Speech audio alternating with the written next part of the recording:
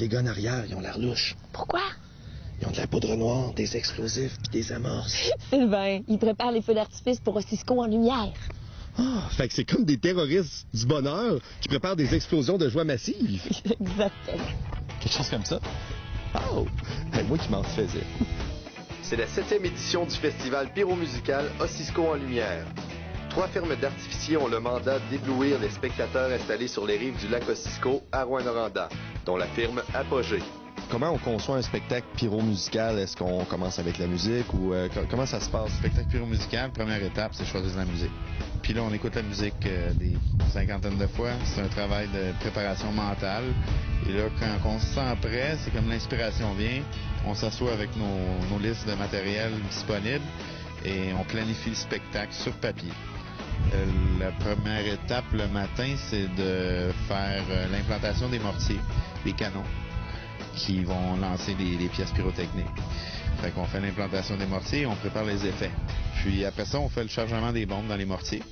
On identifie tout ça et un coup que tout est en place, il y a l'étape technique. Ça veut dire de connecter électriquement toutes les pièces pour les programmer, si c'est pas déjà fait d'avance, pour qu'ils sautent à l'endroit voulu. Ici, le site est merveilleux parce que tu as de l'autre bord. Premièrement, on a assez de distance partout. Le site pour le public est bas. Donc, les gens sont privilégiés de pouvoir voir des feux d'artifice ici. Là. Outre les feux d'artifice, cet événement offre une panoplie de spectacles pour les jeunes et les moins jeunes. Vu qu'on a un festival familial, la facilité qu'on a avec l'équipe qu'on a en place, c'est faut en avoir pour tous les goûts. C'est un peu ça qui fait notre force, d'emmener des artistes qu'on dit peut-être pour les 40 ans et plus. On va en chercher pour les plus jeunes. Puis les gens, je pense qu'il y avait besoin d'un festival vraiment dans ce genre-là. C'est de faire sûr et certain d'aller chercher les bons artistes, mais aussi en même temps de garder ça familial. Que les gens arrivent avec des carrosses qui viennent ici, ils sont en sécurité.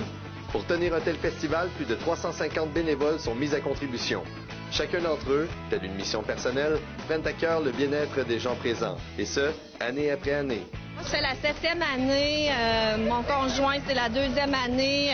C'est une histoire de famille et d'amitié, puis c'est le fun. Les gens en arrière du bar, est-ce que vous êtes une classe à part de bénévoles?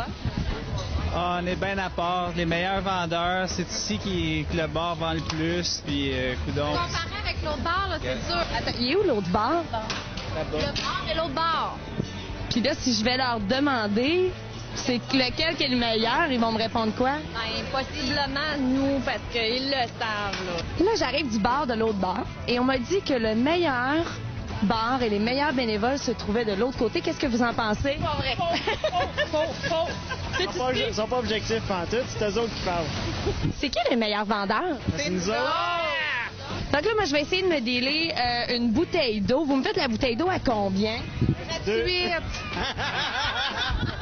Ah, ben l'autre côté, ils m'ont pas donné de bouteille d'eau gratuite, là. Je vous le confirme, le meilleur bar est de ce côté-ci.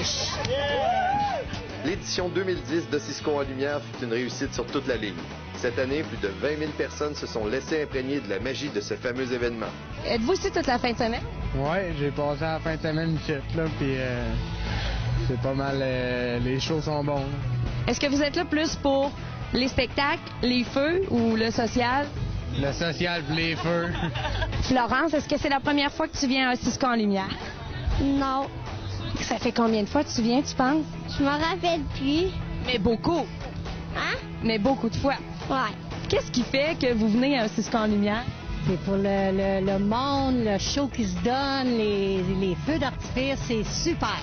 Est-ce que vous avez votre bracelet? Yes, sir. Est-ce que ça fait longtemps que vous l'avez? Depuis vendredi, elle se couche avec, puis elle se lave avec. Qu'est-ce qui fait que vous venez ici à Ossisco en lumière ce soir? Mais on trouve ça agréable que ça se passe ici, à Rouyn-Noranda, dans notre municipalité, puis on en profite pour revenir avec les enfants, la famille. On fait venir du monde d'un peu partout. Notre parenté, là, puis notre... OK, il y a des gens de l'extérieur qui vous suivent ici, puis vous faites les ambassadeurs. Oui, exactement, de notre belle municipalité. Depuis 7 ans, Ossisco en lumière a su attirer des grands noms de la musique tels Dennis DeYoung, CCR, Daniel Bélanger et Simple Plan. Cette année, l'honneur de clore le festival revenait à la Compagnie Créole, au grand bonheur des festivaliers.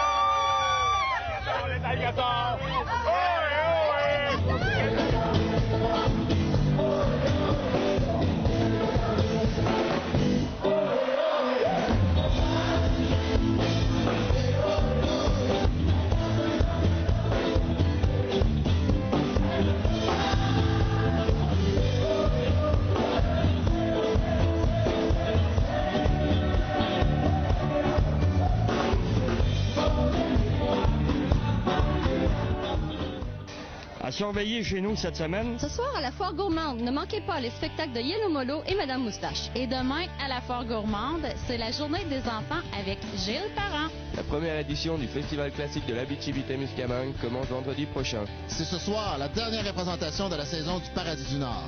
La pièce de théâtre Tough Story de la compagnie Les Voisins d'en haut est présentée jusqu'à samedi à Rouyn-Noranda. Si vous organisez une activité cet été, rendez-vous au saspascheznou.com et écrivez-nous.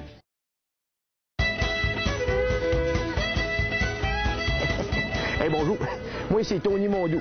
J'ai une petite devinette pour vous autres. Qu'est-ce qui est beau puis qui est à côté de moi? Ben non, je parle pas de l'escabeau, je parle de ma femme, Colette Bibeau. Arrête, Tony, tu m'as tout fait rougir. On est ici pour vous parler du concours Mon Village, Ma Fierté. C'est bien simple, vous nous envoyez vos portraits puis vous pouvez gagner un bon méchoui. Ça me fait penser. Un de mes chums, Richard Gagnon, vous le connaissez sûrement, c'est un petit gars de Saint-Bruno-de-Ville, justement. Ben lui, il m'a fait un excellent jeu de mots un moment donné. Non, c'est vrai, il dit hey, moi, j'ai déjà fait un méchoui, puis méchoui brûlé. On va aller voir les finalistes de la semaine. On dirait que tu ne comprends pas. Eh oui, je comprends, juste pas drôle. Madame Nathalie Rose Damos est fière des attraits et des richesses de sa ville, particulièrement de l'eau Esca, qu'elle qualifie de meilleure eau au monde. De son côté, Madame Mélanie Provost de Dupuis nous présente la maison de son enfance, sur laquelle sa mère passe bien des heures à entretenir cet immense terrain. Immortalisez ce qui vous rend fier de votre coin de pays et rendez-vous sur le site saspascheznou.com dans la section concours. Appuyez vos photos d'un texte original pour nous convaincre que vous habitez le plus bel endroit de la région. Vous pourriez voir votre photo sur nos ondes et devenir finaliste pour le tirage du Grand Prix. Un méchoui pour vous et 25 de vos amis. Vous pourrez alors vraiment dire « ça se passe chez nous ». Voilà, c'est ce qui se passait chez nous cette semaine. Soyez-y samedi prochain alors qu'on se paye la traite à la Foire Gourmande de Ville-Marie. Si vous voulez revoir l'émission, rendez-vous sur le saspascheznou.com. Bonne semaine. Véronique, j'ai un cadeau pour toi. Un cadeau? Hey! Un cadeau, OK. Oui. Puis il est brisé. Ah, hey, merci. Regarde, la solution. J'ai acheté un outil aussi. C'est quoi, c'est un tournevis étoile? Étoile, celle que t'as pas. Ouais. Moi, j'ai une solution à tous les problèmes. Hein?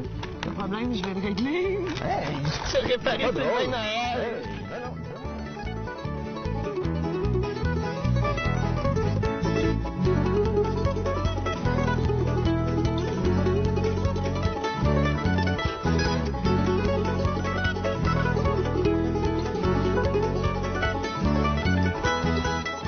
Cette émission vous a été présentée par les meubles marchands de Val-d'Or et Ville-Montel. Pour toute référence en meubles, électro et déco, ça se passe chez nous.